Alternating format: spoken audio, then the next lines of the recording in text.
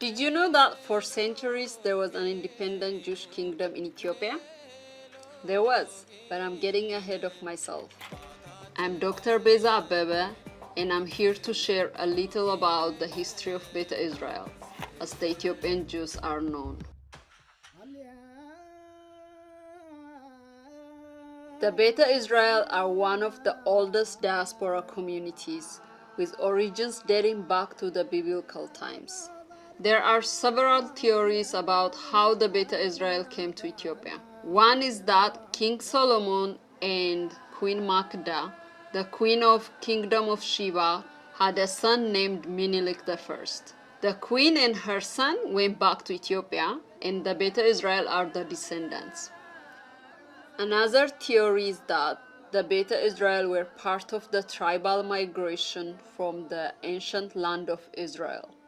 They lived in Ethiopia for more than 2,000 years, all while remaining faithful to Judaism by keeping traditions like Shabbat and Kashrut. The Beta Israel have an oral history tradition centered on counting the generations of each family. This tradition preserved our identity and religion, but because it was not always in dialogue with other Jewish communities. The Beta Israel Judaism developed in some special ways. While other Jews called their religious leaders rabbis, the Beta Israel called their leaders kesoch. Instead of challah, the Beta Israel had double bread for Shabbat.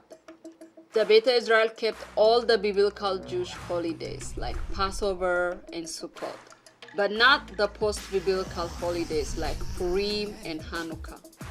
The Torah is called the Orit, and it's written in Ge'ez, a sacred Ethiopian language. The time between 858 to 1270 CE was a golden era for the kingdom of Beta Israel. There was an independent Jewish kingdom in Gondar that was able to thrive, and there was even a Jewish queen by the name Yodit Gudit, or Judith the Great.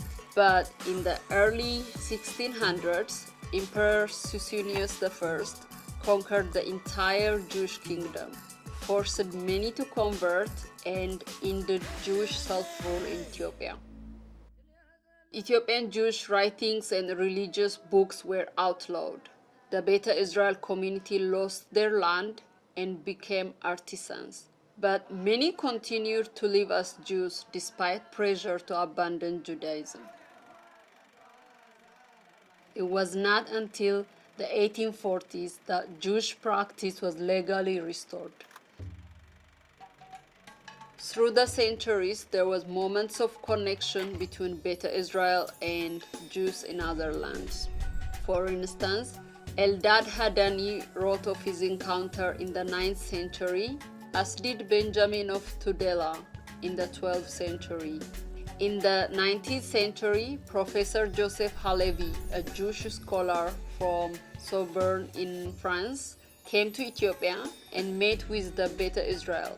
Despite his detailed reporting, it took until the 1970s for the majority of the Jewish world to begin to recognize the Beta Israel and to begin to appreciate the richness of their Jewish history and tradition.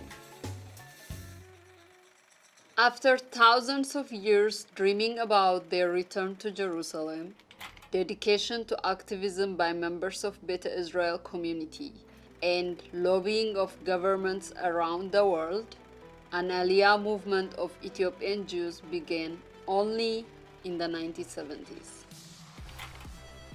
Today, the majority of Beta Israel live in Israel and continue to celebrate their unique heritage and customs with pride. The Beta Israel continue to face challenges. Racist assumptions about the community persist and have hampered the integration of the Beta Israel into Israeli society. That being said, there are also many Beta Israel contributing to all aspects of modern Israeli life, from music to the military, from law to education, Beta Israel has become part of the multiculturalism scene in Israel.